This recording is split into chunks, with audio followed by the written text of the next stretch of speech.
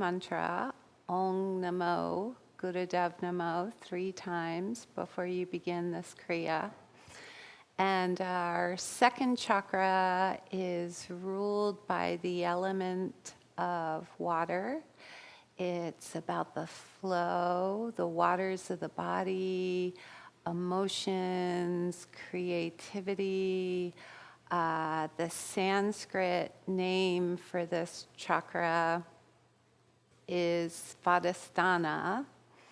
And I really enjoy breaking words down into their roots and following them back through history wherever possible, because I find that concepts get illuminated more and more when you do that. And svadhisthana, a lot of times teachers translate that simply to mean flow. And if we break it down, swa is one's own, just S-W-A, swa, one's own. Isthana is your seat or your abode or your home. So svadhisthana would be your own seat, your own home. But if we go to swad, S-W-A-D, take a little more of the root, that root teaches us or tells us it means to take pleasure in.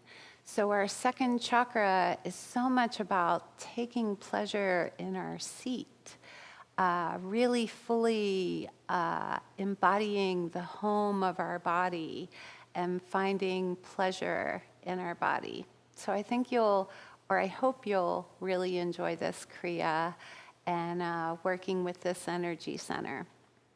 First thing we're going to do is come into a lotus pose, if that's accessible to you. If not, you can do a half lotus pose, or you can stay right here in easy pose. Lotus pose is one of those poses that we always move into and out of slowly, just to take care of our knees. So a half lotus would be just putting one foot up on your thigh, and a full lotus will be both feet up. And again, if this isn't accessible to you, then you'll stay in Sukhasana and work with it that way. Our hands are by our hips, fingers spread, and we're lifting ourselves off the floor and sort of dropping. So just this steady lift, drop, lift, drop. So as you do this, keep going, lifting and dropping at your own pace. In the Kundalini tradition, these are called body drops. There are a variety of postures that we do body drops in. And one of the things that body drops do is you keep going. They really move resentments and grievances, kind of those petty little grudges that we may not even be aware that we're carrying around. It's a really good practice. About 20 more seconds.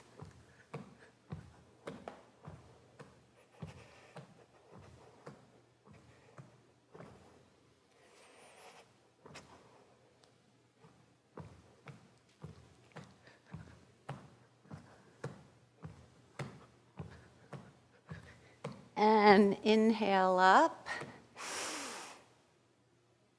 Exhale down. Gently, slowly, if you're in lotus, bring yourself back out. Back into Sukhasana. Go ahead and close your eyes for a moment. Feel whatever there is to feel in your body, there's a chance that you may feel a concentration of energy just below the diaphragm and all the way down into your seat and past your seat a little bit into your thighs. And it's okay if you don't feel that.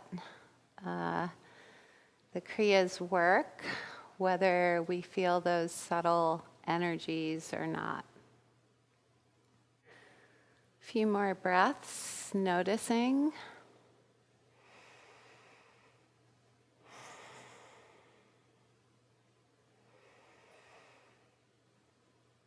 And bringing our spine tall. So this next one, we'll inhale, draw our arms strongly back, and then clap, but not actually clap. Stop just short of the clap, and it's right in front of our heart. So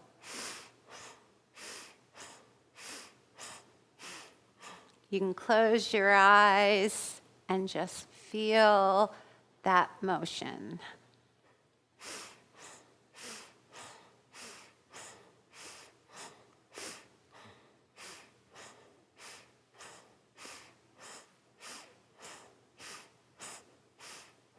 The arms are staying rigid, and we're keeping our elbows bent in that 90-degree angle.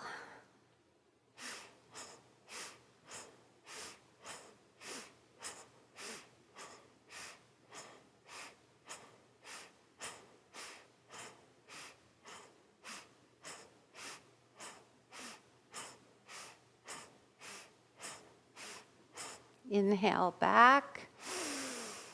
Hold, draw the arms back, let your heart come forward.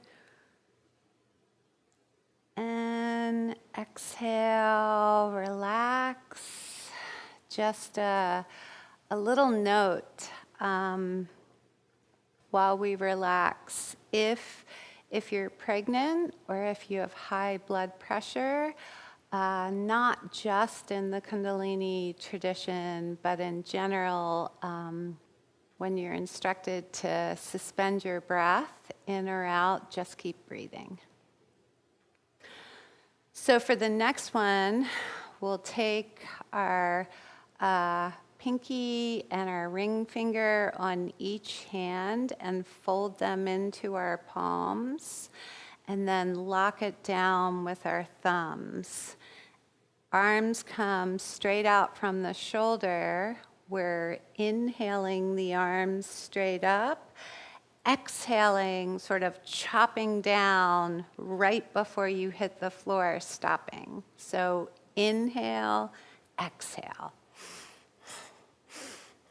And again, you can move to closing your eyes so you can really focus on this energy.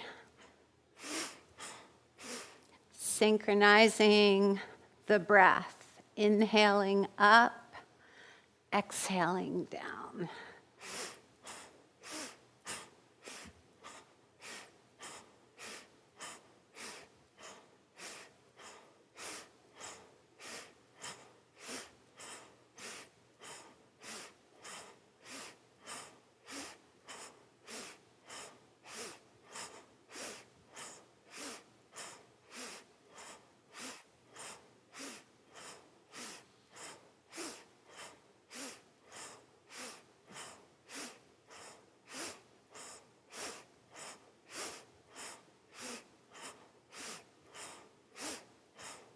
Try and keep your tension in your arms and not your shoulders.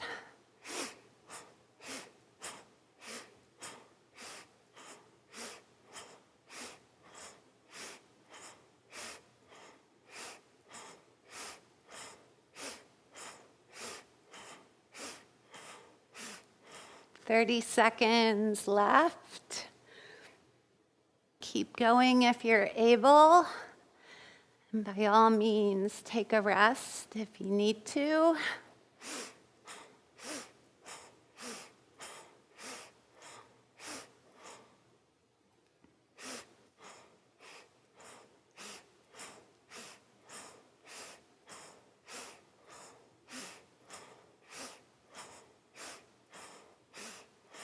Inhale up.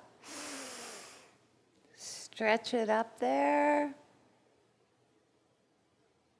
And exhale, relax the hands down. Rest your palms on your thighs. Close your eyes. Allow your spine to be straight. Maybe meditate on the waters of your body. They're the literal waters of your body, but also the waters of your body, the memories, the emotions, the sensation of feeling. The second chakra is perhaps more than anything else about feeling and the right to both experience as well as own our feelings. So considering your body in that way,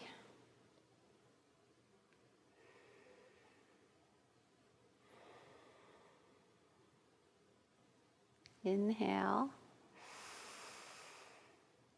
and exhale. So we're going to make soft little fists with our thumbs inside the fist.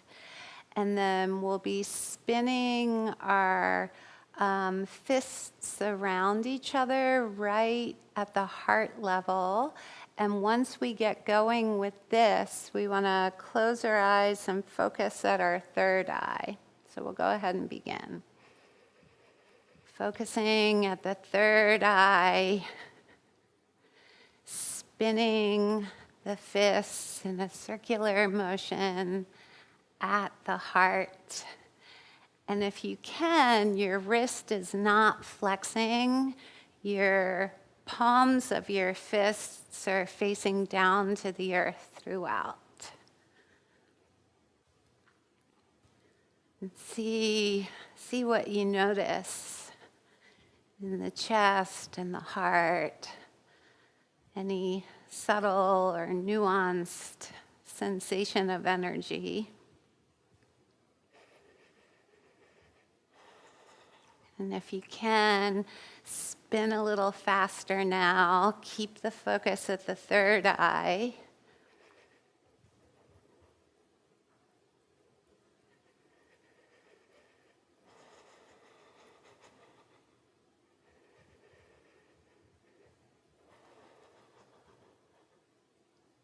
And inhale. Bring the fist still. Exhale, relax it down. Again, just relax your hands to your thighs. Relax your breath. Breathe through your nose. Notice your body.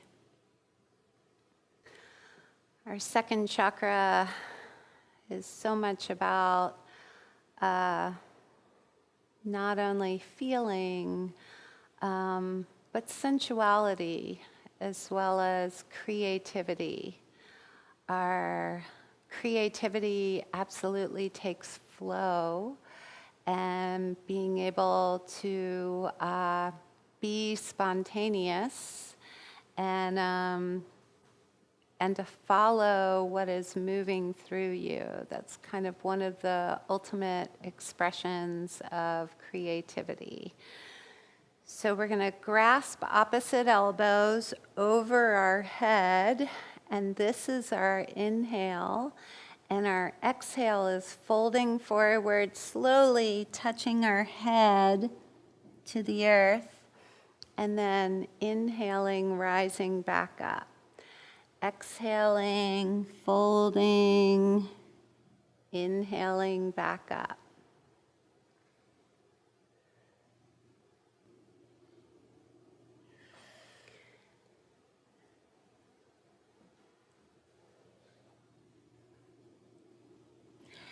And we release ourselves into this.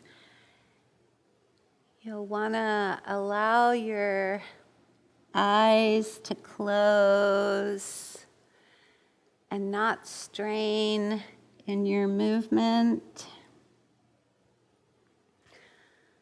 but rather find a flow of breath and pace that fit you. And as we come forward, we're really doing our best to rest the center of the forehead, to make contact with the floor. And if you're not able to do that in this posture, you could bring a blanket or some pillows or something forward so that you were able to make that contact, to create that circuit of energy.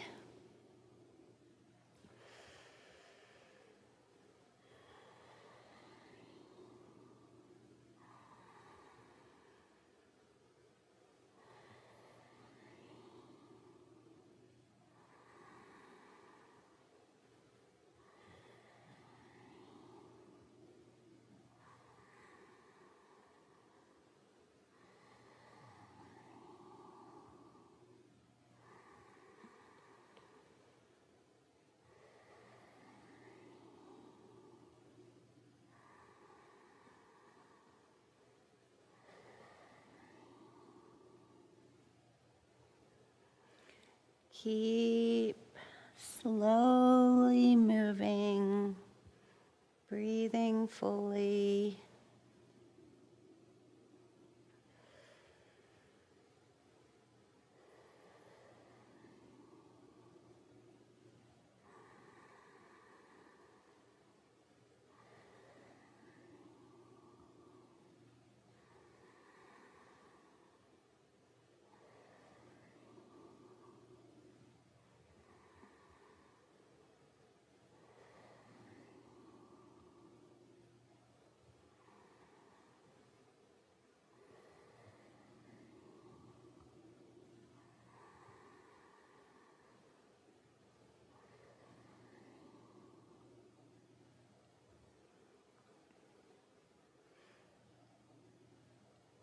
We have about 70 or so seconds left.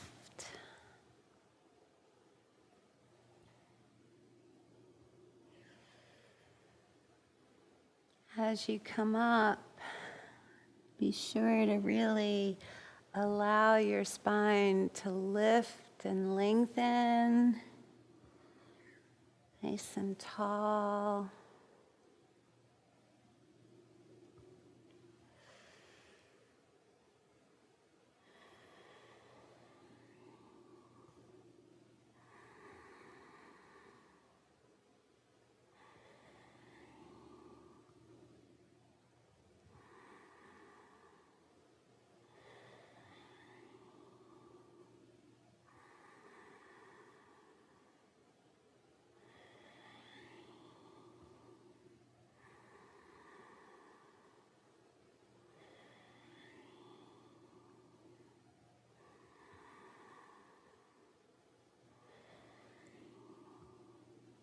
Last 10 seconds.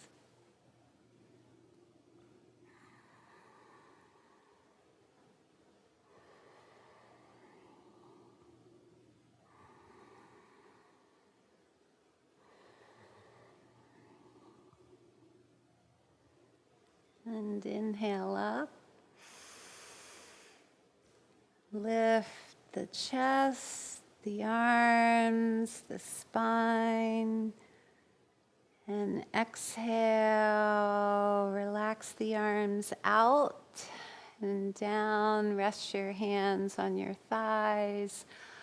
close your eyes and just meditate for a moment.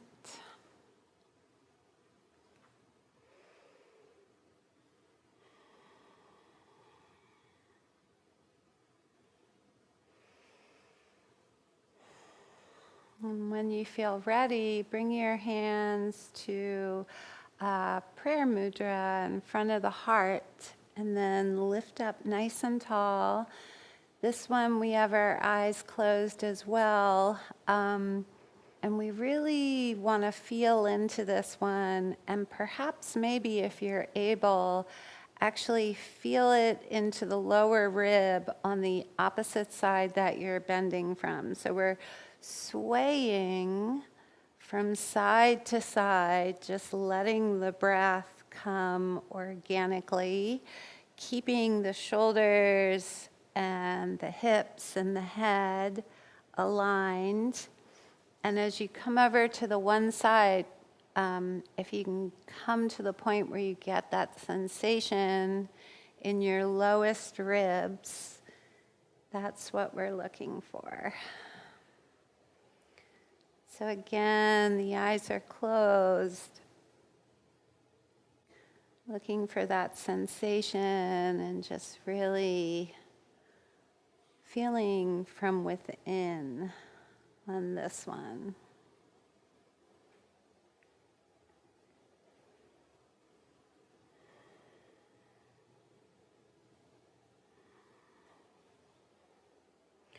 Our second chakra also governs really our vital essence in many ways.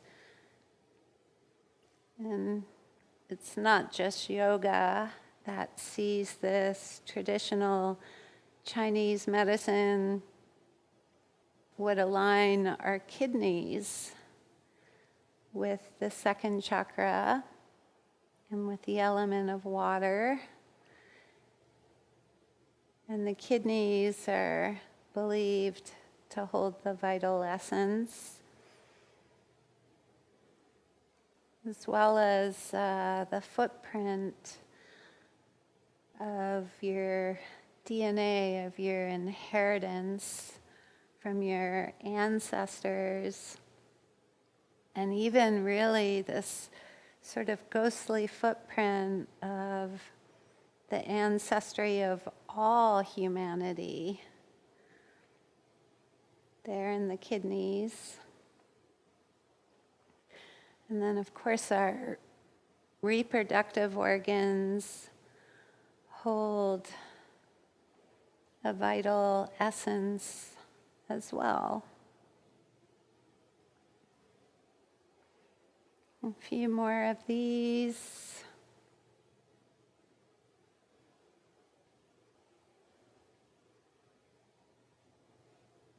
And up to the center, inhale. And exhale, release the hands down. And this time we're going to keep flowing right into the next one. Then we'll take a little rest. So we come onto our backs. And hands are in Venus at the small of our neck. And we're putting our heels down on the floor and just gently lifting the pelvis and lowering the pelvis. So there's a shortened inhale as we lift the pelvis and an exhale as we lower it. So when we lift our pelvis, the only thing really on the ground is our heels and our shoulders and our head. And if this posture with your hands and Venus at your neck is hard on your shoulders, then you could have your arms down, palms to the ground. Just find a little rhythm.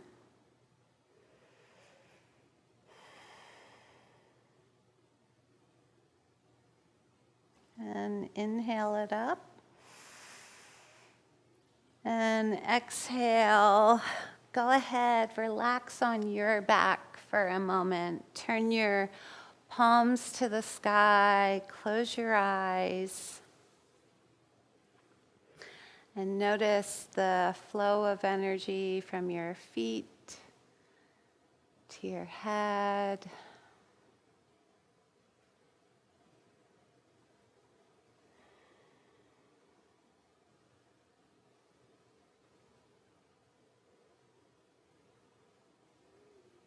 And then bring yourself up to a seated position, and our knees will be bent, and we'll place our feet hip width apart.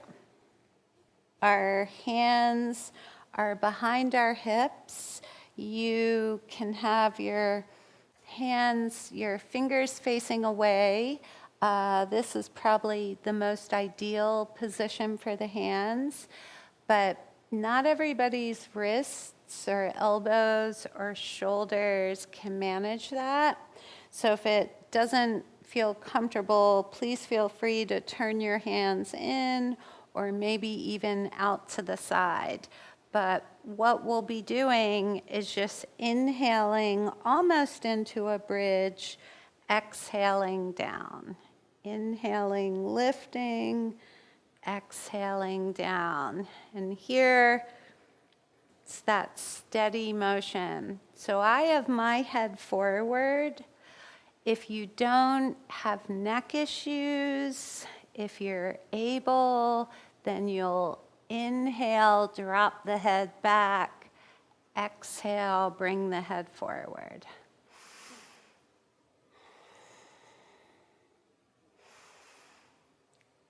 And you can close your eyes and focus at your third eye.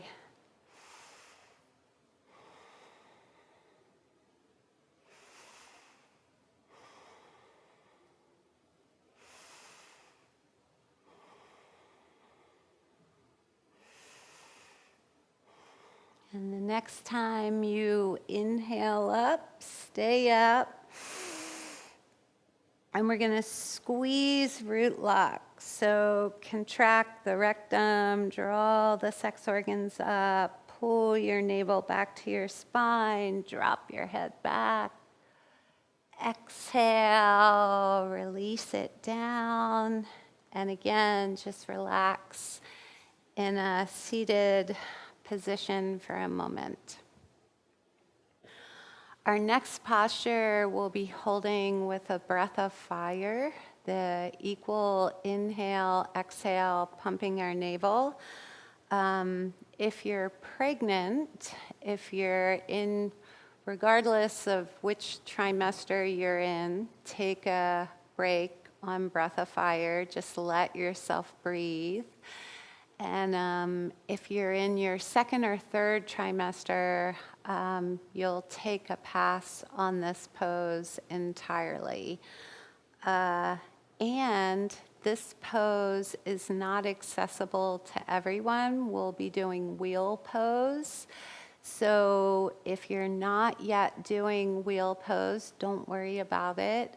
You'll bring yourself almost into a wheel pose. You'll just find the place that you can hold that's sustainable and do your breath of fire there. So coming onto our backs and bending our feet, placing our feet hip width apart, palms to the ceiling, and then we just place them underneath our shoulders. So if you're not doing wheel pose, a great way to get those same energetic meridians is to have your hands in the position and then just lift the lower body up. Be sure to engage the inner thighs to keep your knees hip width apart. So this is one pose you could do. Or you can go ahead and push yourself up into your wheel and begin your breath of fire here.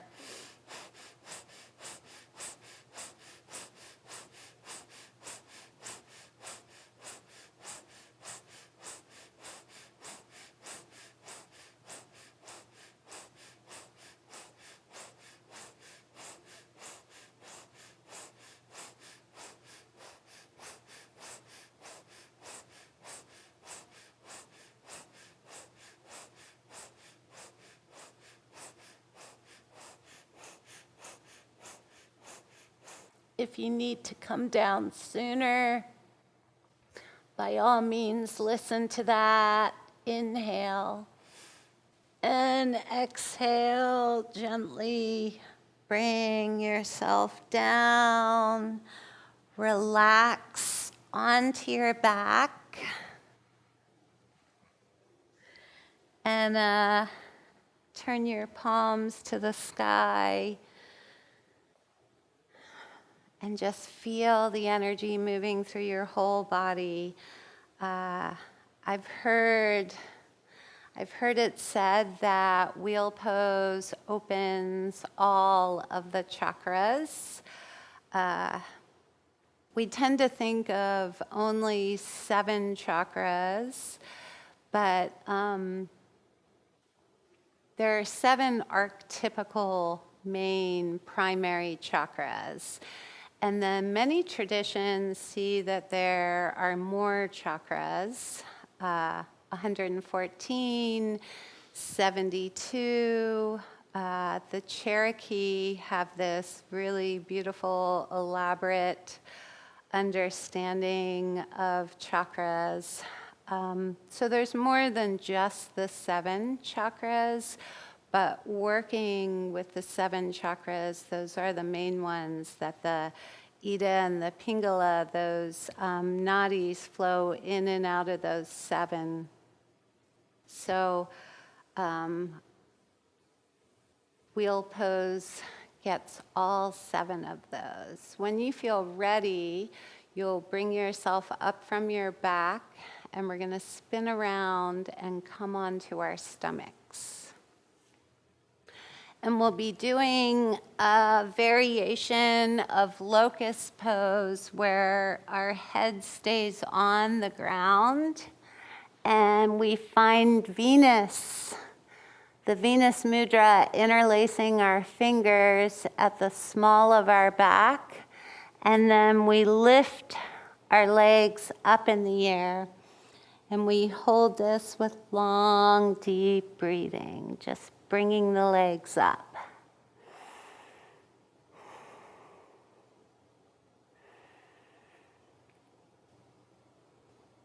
And relaxing your heart, your head, your shoulders. All the tension is in the legs. Breath is long and deep.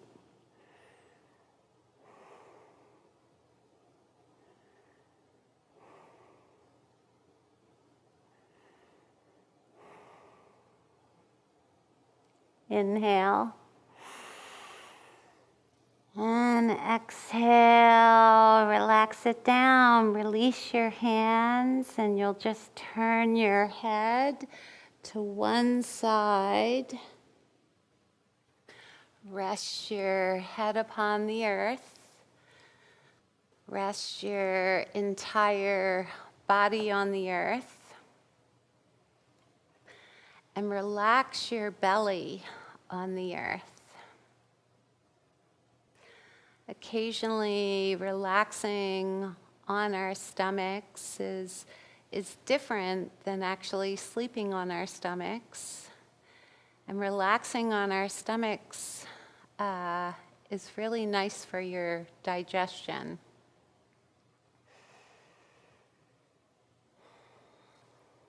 Go ahead and turn your head in the other direction. Just relaxing to the other side for a moment.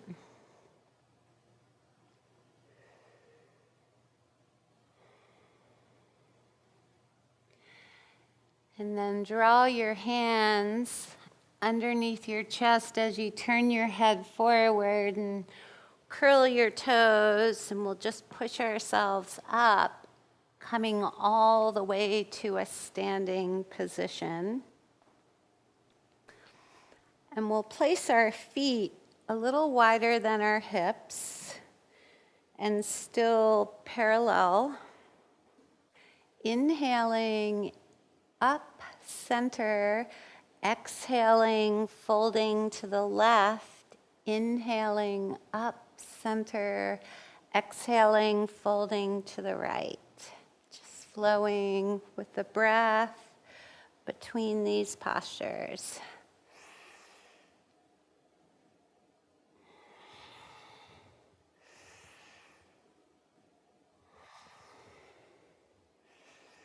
And we keep our eyes open here.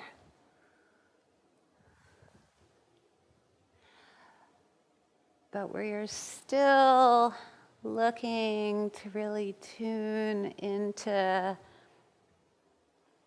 that flow of energy, noticing the way the energy is moving throughout the body. Noticing the connection between breath and energy.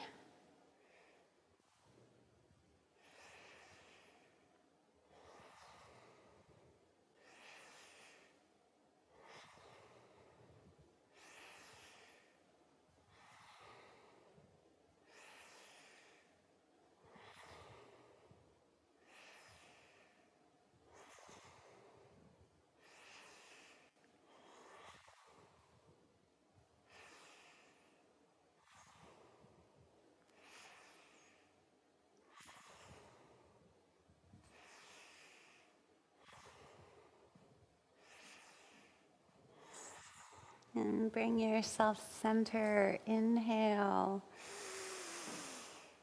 Lift. Exhale. Release the arms down. Draw your feet in. And take a seat. We'll be doing Kundalini lotus pose next. So this is another pose that is not always accessible to everyone, but some aspect of it is, and you'll get exactly what you need by doing what your body is able to. So first part is just finding that balance point on your sacrum, adjusting so you are balancing your whole body here. And then you can take your first two fingers, wrap it around your toes, and then lift into Kundalini lotus like this, getting the legs straight. Or you could hold on to the arch of your foot and go that way. And then not everybody can do that. So maybe it looks more like this in your body or like this in your body. Whichever version you're going to do, we'll move into it now and we'll hold breath of fire. And we are shooting for just 60 seconds here.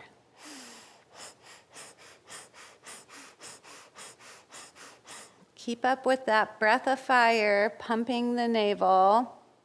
If you're having a hard time balancing, it can be helpful to bring your chest a little bit forward and your shoulders back. A lot of people rock back and forth in this posture. They tend to rock back out of it, losing their balance that way. That's an indication that you could bring your chest forward. Last 20 seconds.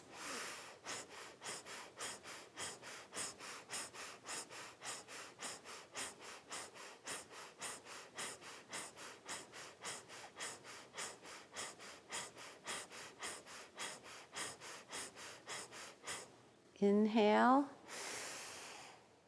Suspend the breath. Lengthen. And exhale, release it down. Come on to your hands and your knees. Placing your hands, or really your wrist creases, underneath your shoulders. Knees are underneath your hips and hip width apart. We'll begin with our right leg. Inhaling, extending our right leg long. Exhaling, bringing the knee and the nose together. arching the spine like a cat. Inhaling, extending, exhaling, bringing it in.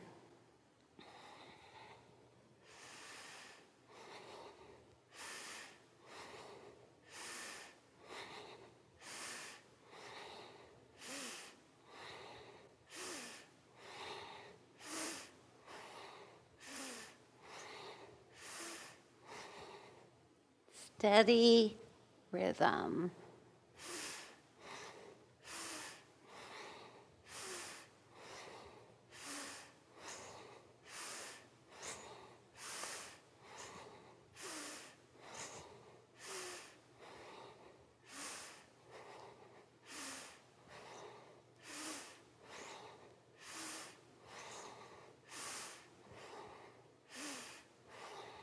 Inhale up, extend. And exhale, release the knee down. Find your balance in the table shape again. And we're just going to switch to our left leg. Inhaling, extending the left leg long. Exhaling, nose and knee. Find your rhythm.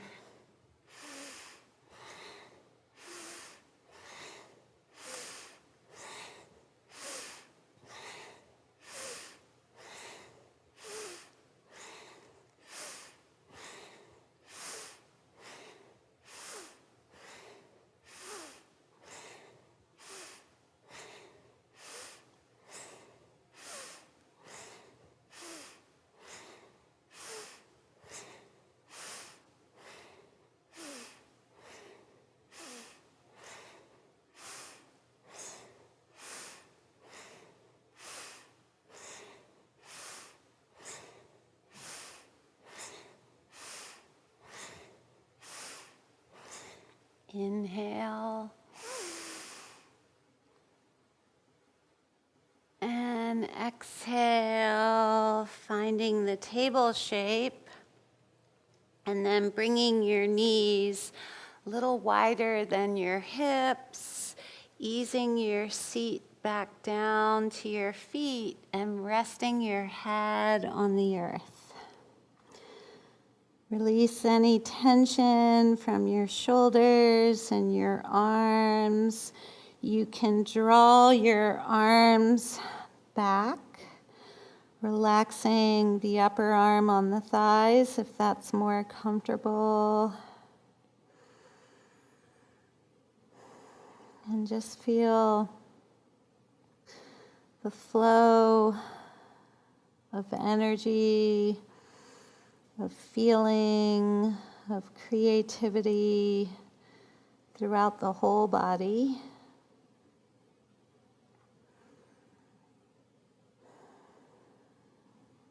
And rising up slowly, inhale. Exhale. And you could conclude this Kriya with relaxing on your back in Shavasana. Maybe take 5 or 10 minutes to really allow the body to integrate all aspects of the practice. Thank you so much for joining me. Sat